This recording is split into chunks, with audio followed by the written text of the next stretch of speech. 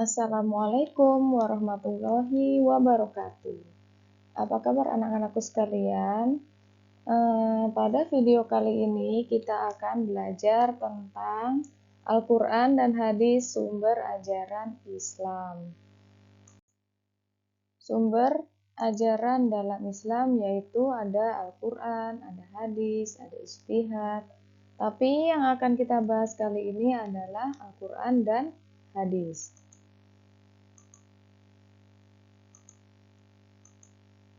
Oke, yang pertama kita akan membahas tentang Al-Quran. Apa itu Al-Quran? Al-Quran adalah kumpulan wahyu Allah yang diturunkan kepada Nabi Muhammad SAW melalui perantaraan malaikat Jibril sebagai pedoman hidup dan membacanya merupakan suatu ibadah. Firman Allah tentang kedudukan Al-Quran yaitu Surah An-Nisa ayat 59 yang berbunyi A'udzubillahi minasyaitonirrajim Bismillahirrahmanirrahim. Ya ayyuhallazina amanu ati'ullaha wa ati'ur rasula wa ulil amri minkum. Fa'in tanaza'tum fi syai'in farudduhu ilallahi war rasuli in kuntum tu'minuna billahi wal yawmil akhir. Dzalika khairu wa ahsanu ta'wila. Artinya, hai orang-orang yang beriman, taatilah Allah dan taatilah Rasul-Nya dan ulil amri di antara kamu. Kemudian jika kamu berlainan pendapat tentang sesuatu, maka kembalikanlah ia kepada Allah, Al-Quran dan Rasul atau sunnahnya. Jika kamu benar-benar beriman kepada Allah dan hari kemudian, yang demikian itu lebih utama bagimu dan lebih baik akibatnya.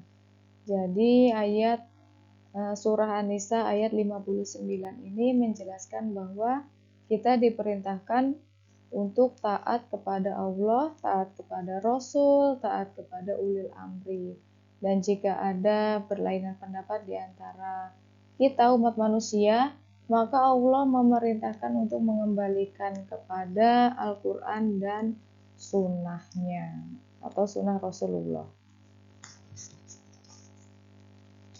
Kemudian ayat berikutnya yaitu surah An-Nahl ayat 64. Bismillahirrahmanirrahim. Wa ma anzalna 'alaikal kitaba illa litubayyana lahumul ladzi ikhtalafu fihi wa hudaw wa rahmatan liqaumin yu'minun. Yang artinya, dan kami tidak menurunkan kepadamu Alkitab Al-Quran ini melainkan agar kamu dapat menjelaskan kepada mereka apa yang mereka perselisihkan itu dan menjadi petunjuk dan rahmat bagi kaum yang beriman. Jadi Al-Quran itu diturunkan tak lain dan tak bukan sebagai petunjuk orang-orang yang beriman. Proses turunnya Al-Quran. Proses turunnya Al-Quran diawali dengan malaikat memasukkan wahyu itu ke dalam hati Nabi. Kemudian malaikat menampakkan sebagai seorang laki-laki yang mengucapkan kata-kata kepada Nabi Muhammad. Lalu wahyu datang kepada Nabi Muhammad seperti suara lonceng. Malaikat menampakkan dirinya kepada Nabi Muhammad dalam wujud aslinya.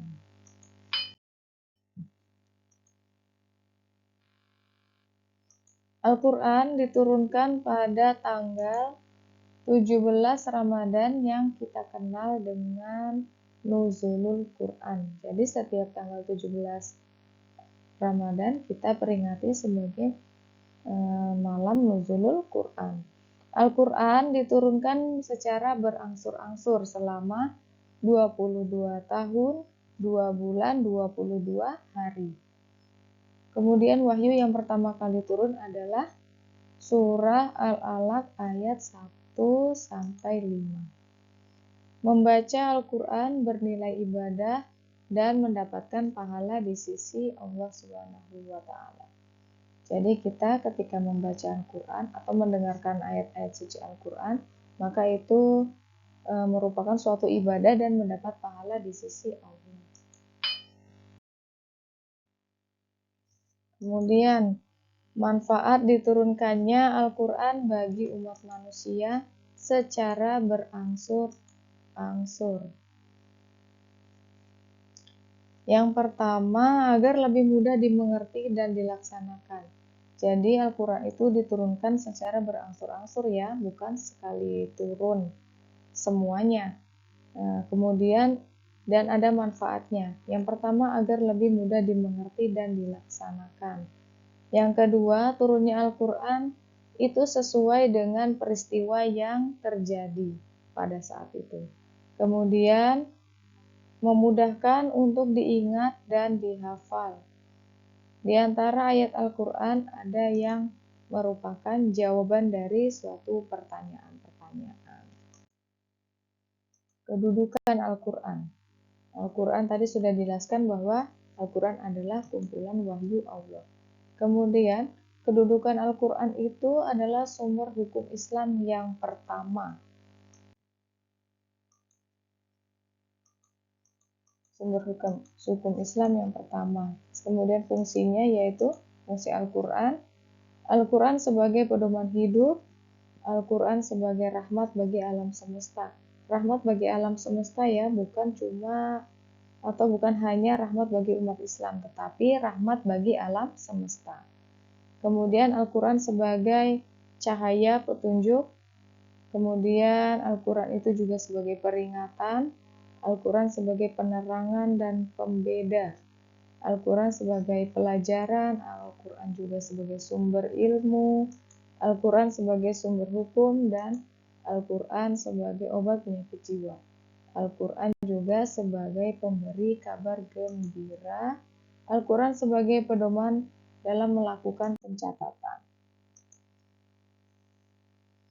Adapun isi kandungan Al-Quran yaitu yang pertama adalah akidah, kemudian ada akhlak, ada ibadah, ada syariah, muamalah.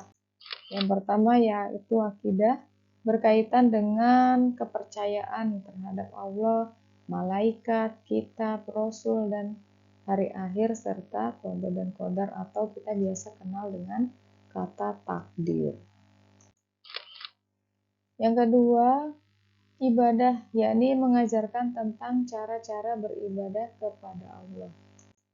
Kemudian muamalah atau mengajarkan hubungan antar manusia. Akhlakul karimah, yakni mengajarkan budi pekerti yang mulia. Tarikh, yakni mengajarkan tentang sejarah umat-umat terdahulu. Syariat mengajarkan tentang peraturan perundang-undangan secara menyeluruh. Kemudian sumber hukum yang selanjutnya yaitu hadis. Apa itu hadis? Hadis itu artinya baru atau percakapan atau sesuatu yang diberitakan, diperbincangkan, dan dipindahkan dari seseorang kepada orang lain. Kemudian hadis juga dapat didefinisikan sebagai apa yang diriwayatkan dari Nabi Muhammad, baik berupa perkataan, perbuatan, ketetapannya, sifat jasmani atau sifat akhlak, perjalanan setelah dianggap sebagai nabi, dan terkadang juga sebelumnya.